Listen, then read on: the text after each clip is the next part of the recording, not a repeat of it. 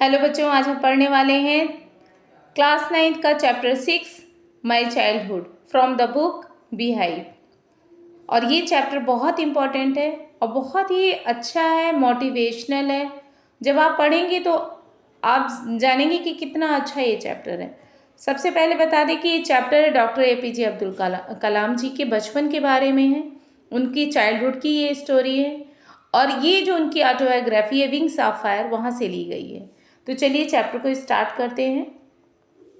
I was born into a middle class Tamil family in the island town of Rameshwaram in the erstwhile Madras state। कहते हैं कि मेरा जन्म जो एक तमिल फैमिली में हुआ था मद्रास राज्य में, और रामेश्वरम एक ऐसी जगह है जो द्वीपीय शहर है, एक आइलैंड है, यानी कि चारों तरफ पानी है और बीच में ये बसा हुआ है। My father Jainul Abidin had neither much formal education nor much wealth। मेरे पिता जैनुल आबदीन के पास ना तो उन्होंने कोई स्कूली शिक्षा ली थी और ना ही उनके पास बहुत धन था। Despite these disadvantages, he possessed great innate wisdom and a true generosity of spirit। इन सारी कमियों के बाद भी उनके पास जन्म से ही वो बहुत बुद्धिमान थे और सच्ची उनके अंदर उदारता थी। He had an ideal helpmate in my mother। उनके पास मेरी माँ जैसी एक आदर्श सहायिका, एक हेल्पमेट भी थी। मेरी माँ आशियम्मा। मेरी माँ का नाम क्या था? Ashiyamma. I do not recall the exact number of people she fed every day। कह रहे मुझे बिल्कुल याद नहीं आता है कि मेरी माँ रोज कितने लोगों को खाना खिलाया करती थी। But I am quite certain, लेकिन हाँ मैं श्योर हूँ that far more outsiders ate with us than all the members of our own family put together। कहते हैं लेकिन हाँ मुझे इतना भरोसा है कि मेरी जो पूरा परिवार था, जितने सदस्य थे, उन सभी से ज़्यादा बाहर के लोग आकर खाना खाते थे। I was one of many children, a short boy with rather undistinguished looks, born to tall and handsome parents। कह रहे मैं उनके कई बच्चों में से एक था। मेरे पिता और माता पिता दोनों बहुत ही लंबे और बहुत ही सुंदर थे, बहुत ही स्मार्ट थे। और मैं कैसा था? मैं बहुत ही साधारण से नैन नक्श वाला था, साधारण सा दिखने वाला, एक कम हाइट का बच्चा था। We lived in our ancestral house। हम अपने पैतृक घर में रहा करते थे, which was built in the middle of 19th century। जो 19th सेंचुरी में 19वीं शताब्दी के मिडिल मीन्स होता मध्य में बनाया गया था। It was a fairly large पक्का हाउस। ये एक बहुत अच्छा सा बड़ा सा मकान था, made of limestone and brick, जो चूने और ईंटे से बना हुआ था। On the मास्क्यू street in Rameswaram. और कहाँ पे बना हुआ था? मस्जिद वाली गली में, रामेश्वरम में। My austere father used to avoid all inessential comforts and luxuries. मेरे सीधे साधे पिता, सीधे एकदम दिखने वाले मेरे पिता बहुत स्ट्रिक्ट थे इस मामले में। उन्हें अनावश्यक के ऐशो आराम वाली चीज़ें नहीं पसंद थीं। However, all necessities were provided for in terms of food, medicines और clothes। लेकिन हाँ, मेरे पिता भोजन हो चाहे दवाइयाँ या कपड़े की, अगर किसी को कोई ज़रूरत है, उन सभी का वो बहुत ध्यान रखते थे और ये सारी ज़रूरतें हमारी वो पूरी किया करते थे। In fact, I would say mine was very secure childhood, both materially and emotionally। अगर मैं कहूँ तो मेरा जो भौतिक और भावनात्मक दोनों रूप से मेरा बचपन बहुत ही सुरक्षित था। मुझे कभी इस चीज़ का कोई डर नहीं था, मैं हमेशा निश्चिंत रहता था। The second world war broke out in 1939 when I was 8 years old। कह रहा 1939 में जब मैं 8 साल का था, सेकेंड वर्ल्ड वॉर चल रही थी, जो द्वितीय विश्व युद्ध था वो शुरू हो गया। For reasons I have never been able to understand, a sudden demand for tamarind seeds erupted in the market। उस समय मैं छोटा था, मैं समझ नहीं पाया कि अचानक से बाजार में इमली के बीजों की मांग क्यों बढ़ गई, मैं समझ ही नहीं पाया। I used to collect the seeds and sell them to a provision shop on Mosque Street। मैं इमली के बीजों को इकट्ठा करता और मस्जिद वाली गली में किराने की एक दुकान थी, वहाँ पर ले जाकर बेचा करता था। A day's collection would fetch me the princely sum of one anna. एक दिन जब मैं बीज इकट्ठा करता उसको बेचने जाता तो एक दिन उतने बीज बेचने पर मुझे एक बहुत बड़ी राशि, एक बहुत बड़ा पैसा मिलता। अन्ना, एक अन्ना मुझे मिलता। अन्ना क्या है? उस समय की एक मुद्रा है। A day's collection would fetch me the princely sum of Anna. My brother-in-law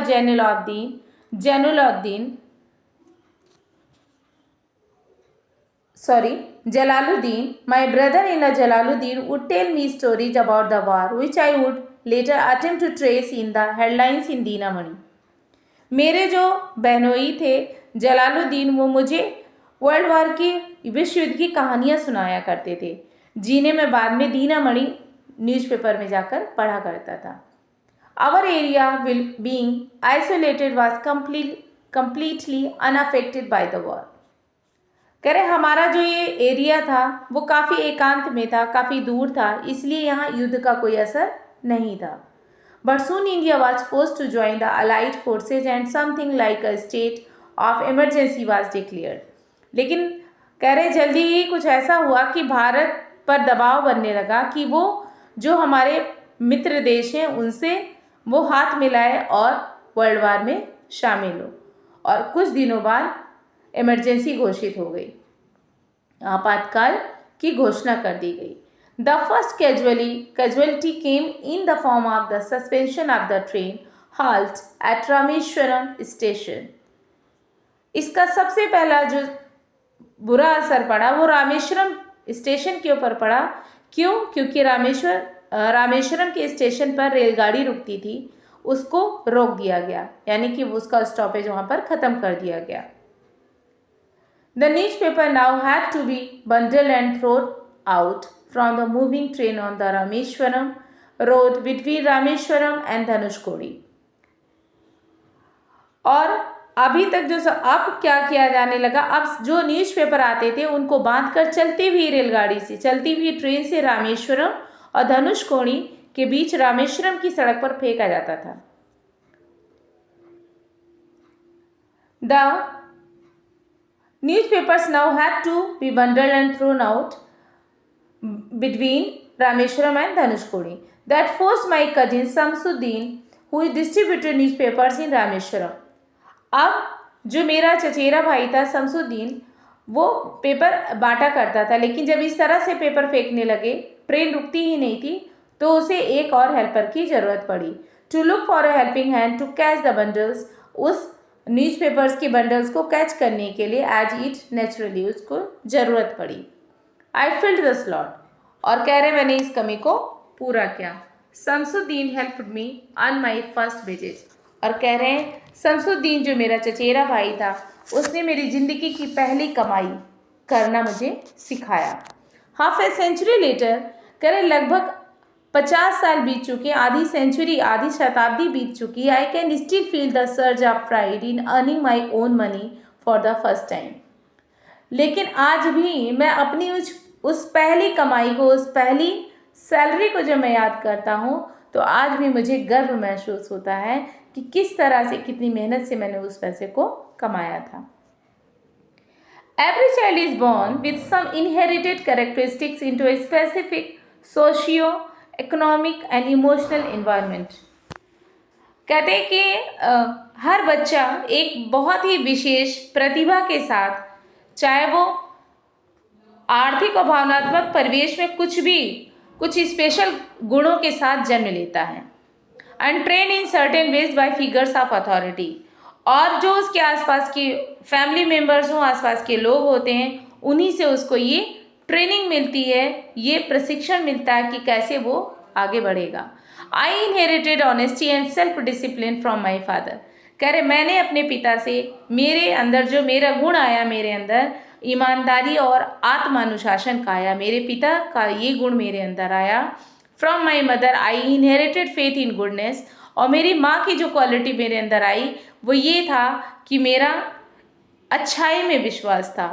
and deep kindness, और मेरे अंदर गहन दयालुता थी, बहुत डीप काइंडनेस थी। And so did my 3 brothers and sisters, और वैसे ही ये गुण मेरे भाइयों और बहन को भी मिला था। I had 3 close friends in my childhood, मेरे 3 बचपन के बहुत ही खास दोस्त थे, रामानंद शास्त्री, अरविंदन एंड शिव प्रकाशन। मेरे ये 3 दोस्त थे। All these boys were from Orthodox Hindu ब्राह्मण फैमिलीज।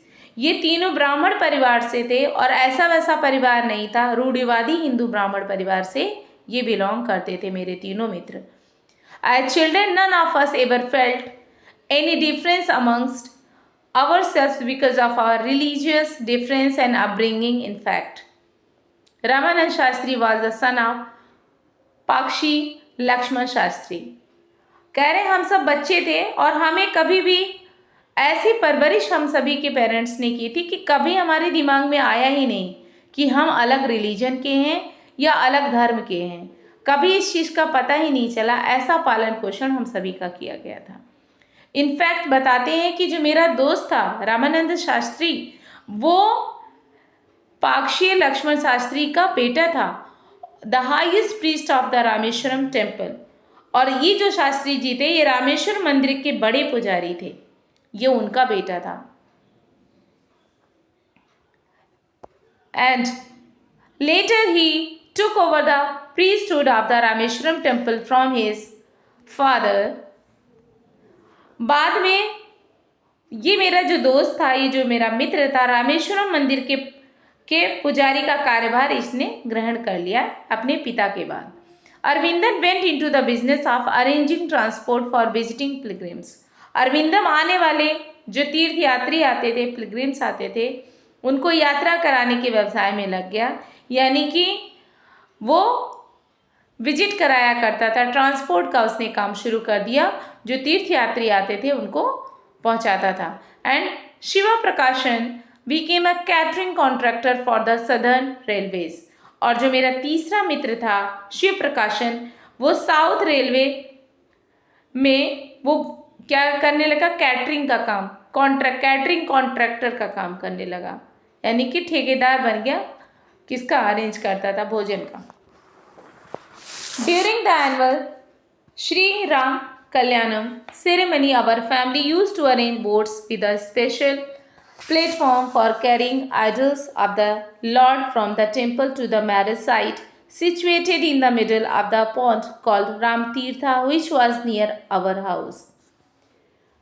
बताते हैं कि श्री सीताराम कल्याणम के वार्षिक अनुष्ठान होता था, जो एनुअल सेरेमनी होती थी। उसके दौरान मेरी पूरी फैमिली मंदिर से उस विवाह स्थल तक, जो कि हमारे घर के एकदम पास था, राम तीर्थ नामक तालाब में स्थित था, वहाँ पर भगवान की मूर्तियों को ले जाने के लिए एक विशेष मंच के साथ नावों की व्यवस्था करता था। मेरी फैमिली ही ये सारा अरेंजमेंट करती थी कि कैसे भगवान की जो मूर्ति है किस तरह से वो जाएगी, कैसे वो वहाँ पहुँचेगी।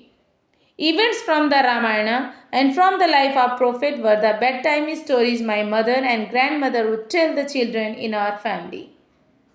कह रहे हैं कि ये सब हम करते थे और हमें पता भी था, क्योंकि बचपन से ही मेरी माँ और मेरी दादी, हम लोग जब सोया करते थे, हम सब बच्चे थे और जब रात में सोने जाते थे तो मेरी दादी और मेरी माँ रामायण और पैगंबर हजरत पैगंबर की कहानी सुनाया करती थी। तो हमें इस तरह से हिंदू धर्म की भी जानकारी थी और अपने पैगंबर की भी जानकारी थी। One day when I was in the 5th standard at the Rameshwaram Elementary School, a new teacher came to our class. एक दिन जब मैं रामेश्वरम के प्राइमरी स्कूल में 5वीं कक्षा में पढ़ता था, एक नए टीचर आए हमारे स्कूल में। और वो जो टीचर आए हमारी कक्षा में, I used to wear a cap which marked me as a Muslim. मैं टोपी पहना करता था जो उस वहाँ के मुस्लिम लगाया करते थे। वो हमारी जो ट्रेडिशनल टोपी थी, मैं उसको लगाकर स्कूल जाया करता था। And I always sat in the front row next to Ramanand Shastri. और मैं रामानंद शास्त्री के साथ पहली लाइन में बैठा करता था क्लास में। Who wore the sacred thread, जो हाथ में रक्षा सूत्र पहनता था। मेरा जो मित्र था शास्त्री, वो रक्षा सूत्र पहनता था, जिसको देख के पता चल जाता था कि ये हिंदू है। The new teacher could not stomach a Hindu priest son sitting with a Muslim boy. वो जो नए टीचर आए उनकी सोच अलग थी, उन्हें बिल्कुल ही हजम नहीं हुआ, उन्हें बर्दाश्त नहीं हुआ कि कोई मुस्लिम बच्चा एक हिंदू पुजारी के लड़के के साथ कैसे बैठा हुआ है। In accordance with our social ranking as the new teacher saw it, और जब I was asked to go and sit on the back bench, हमारा जो सामाजिक स्तर था उनके हिसाब से देखने का नज़रिया हमारे टीचर का अलग था। उस नए टीचर ने देखा था जब ये सब, तो उसने मुझे पीछे की सीट पे बिठा दिया। उन्होंने मुझसे कहा कि तुम पीछे जा कर के बैठो। I was asked to go and sit on the back bench. I felt very sad. कह रहे मुझे उस दिन बहुत बुरा लगा। And so did Ramanand Shastri. और कह रहे वैसे ही मेरे मित्र रामानाथ शास्त्री को भी उतना ही बुरा लग रहा था। He looked utterly downcast as I shifted to my seat in the last row. जैसे ही मैं लास्ट सीट पर गया, वो मेरा जो मित्र था वो उदास होकर नीचे ही देखता रहा। The image of him weeping when I shifted to the last row left a lasting impression on me. जब मैं पीछे गया वो रो रहा था, और जो मैंने उसको रोते हुए देखा उसने मेरे दिल पे बहुत गहरा प्रभाव डाला। After school we went home and told our respective parents about the incident. School के बाद हम अपने घर गए और हमने अपने अपने पेरेंट्स से ये घटना बताई।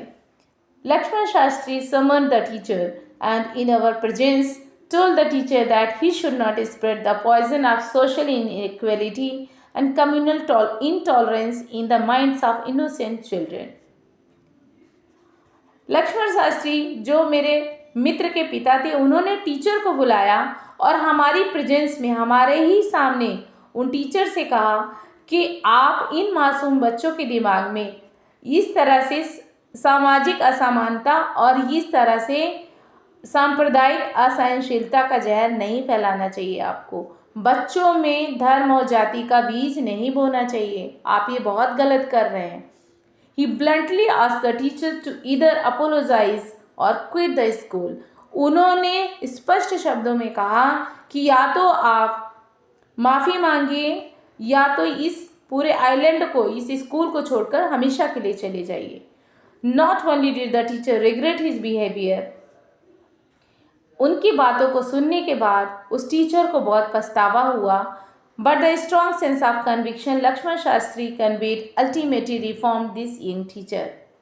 उनके लक्ष्मण शास्त्री के इस तरह के समझाने से उस टीचर के अंदर न केवल व्यवहार पर उसे अपने अफसोस हो रहा था, बल्कि वो उसके अंदर एक बहुत ही अच्छी भावना डेवलप की और उसके अंदर सुधार आया। उसने अपने आप को चेंज किया। And on the whole, the small society of Rameshwaram was very rigid in terms of segregation of different social groups. कहते कुल मिलाकर के रामेश्वरम का छोटा सा समाज विभिन्न सामाजिक समूहों के अलगाव के मामले में दृढ़ था। यानी कि वहाँ पे बहुत सब अलग अलग थे, लेकिन फिर भी वो सब मिलकर रहते थे। However, my science teacher Sivashu Subramania Iyer, though an orthodox Brahmin with a very conservative wife, was something of a rebel.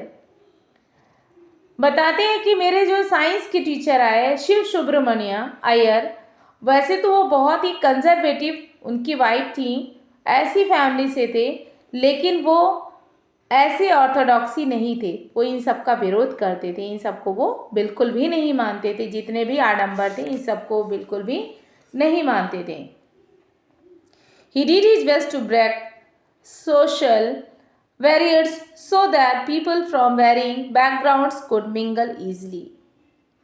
उन्होंने सामाजिक जितने भी नियम थे उनको तोड़ने का पूरा प्रयास किया, ताकि लोग जो अलग अलग पृष्ठभूमि से आते हैं, अलग अलग बैकग्राउंड से आते हैं, वो आसानी से एक दूसरे से मिल सकें।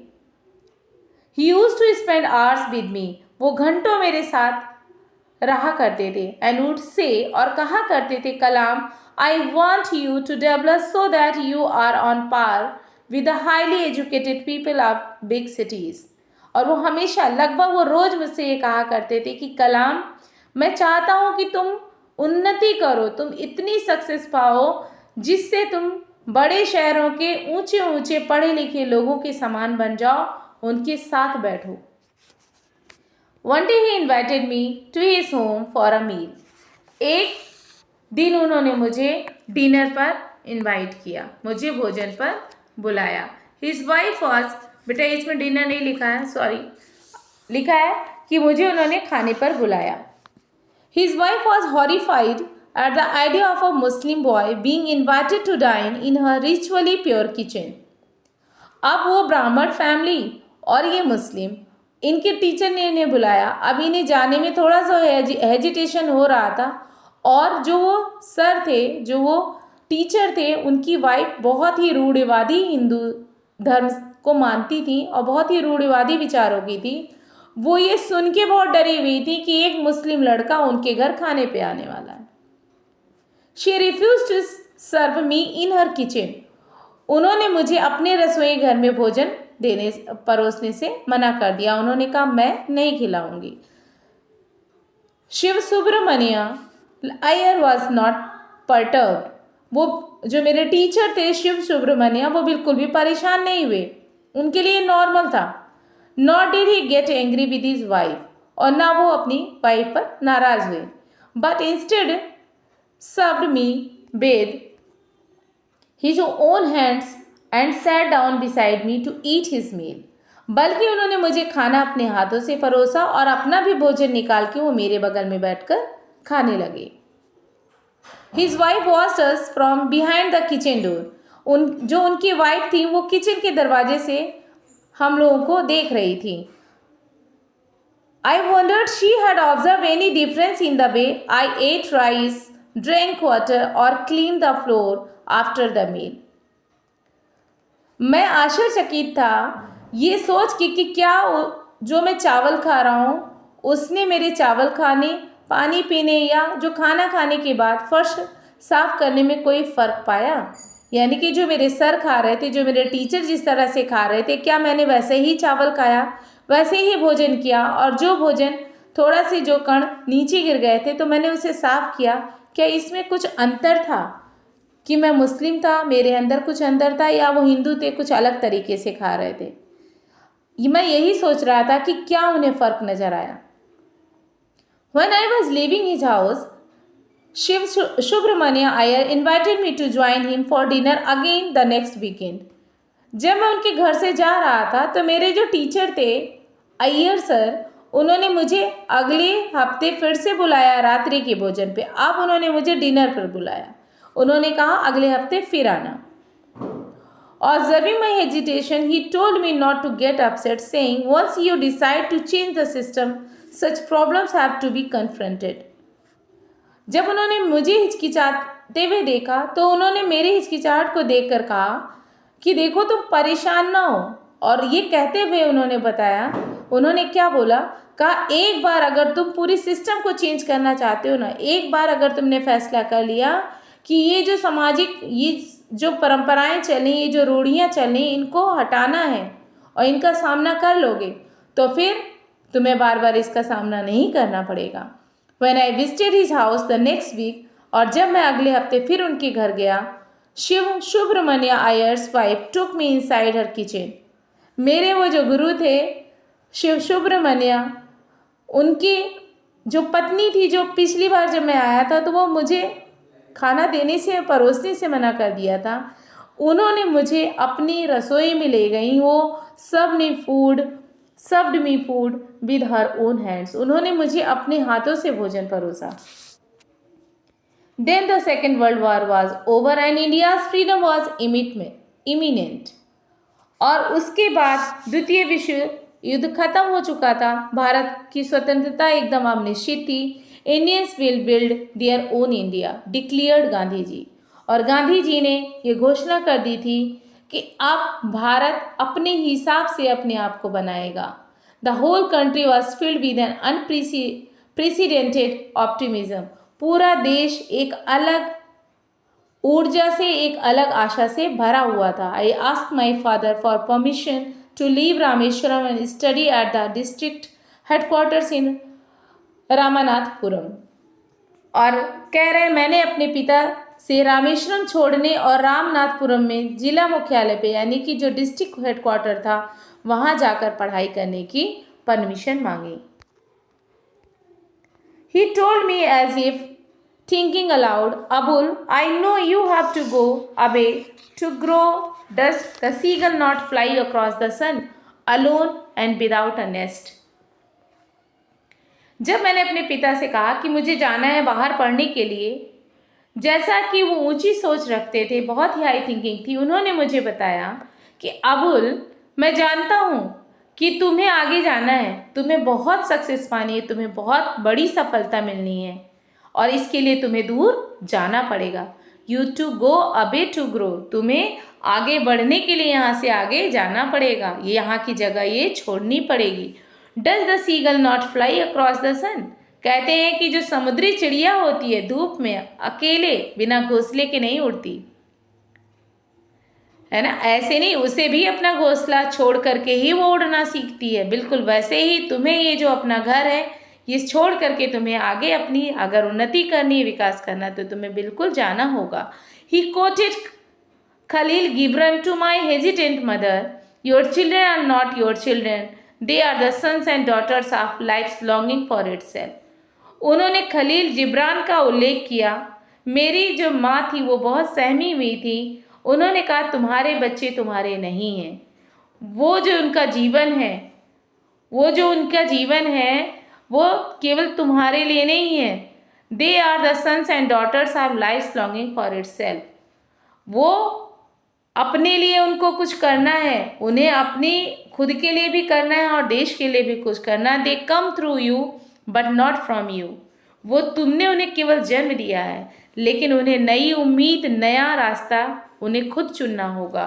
You may give them your love, तुम उन्हें केवल प्यार दे सकती हो बट नॉट योर थॉट्स, तुम अपने विचार उन्हें नहीं दे सकती हो। For they have their own thoughts, क्योंकि उनके खुद के भी विचार हैं। और इस तरह से उन्होंने अपनी पत्नी से ये कहा कि ये जो हमारे बच्चे हैं इन्हें स्वतंत्र कर दो, इन्हें आगे बढ़ने दो, इनके अपने विचारों को ग्रो करने दो। जैसे एक सीगल होता है, एक समुद्री पक्षी होता है, वो अपने नेस्ट को, अपने घोंसले को छोड़कर ही आसमान की ऊंचाइयों तक उड़ना सीख जाता है और समुद्र की गहराइयों में जा कर के वो अपना शिकार करता है। तो इस तरह से डॉक्टर APJ अब्दुल कलाम की फैमिली ने, उनके माता पिता ने उन्हें सपोर्ट किया और ये उनके बचपन की इतना ही कहानी थी जो आपके चैप्टर में थी और आई थिंक आप सभी को बहुत अच्छी लगी होगी।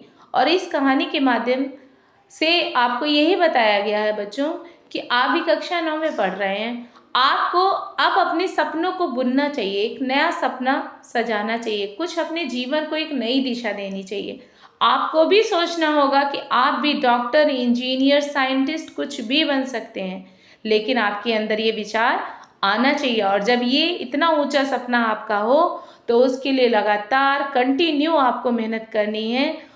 किसी भी तरह की कोई बुराई आपको रोक नहीं सकती है और ना रुकना चाहिए। आपको निरंतर प्रयास करते रहिए, सफलता एक दिन आपके कदम चूमेगी। जिस तरह से एक साधारण से परिवार में जन्म लेने के बाद संघर्ष करते हुए जीवन में डॉक्टर APJ अब्दुल कलाम ने इस भारत का जो है नाम गौरवान्वित किया, इतना देश विदेश में जाना गया, हमारे देश को इतना गौरव प्रदान किया। आज वो हमारे बीच नहीं है लेकिन उनके विचार आज भी हमारे बीच में हैं। आज भी उन्होंने यही कहा था कि हर घर में एक कलाम होना चाहिए, यानी कि हर बच्चा मेरे जैसा बन सकता, वो यही कहा करते थे। जब किसी भी विद्यालय में, किसी भी कॉलेज में, किसी भी इंस्टीट्यूट में उन्हें बुलाया जाता था तो वो बच्चों से यही कहते थे कि मेरे जैसा आप भी बन सकते हो, मैंने कुछ अलग नहीं किया है, बस आपके अंदर वो जज्बा होना चाहिए। So thank you. I think आपको ये चैप्टर बहुत अच्छे से समझ में आया होगा। थैंक यू बच्चों, थैंक यू सो मच। अगर आपको अच्छा लगा हो तो लाइक कीजिएगा, शेयर कीजिए, कमेंट कीजिएगा और थैंक यू सो मच।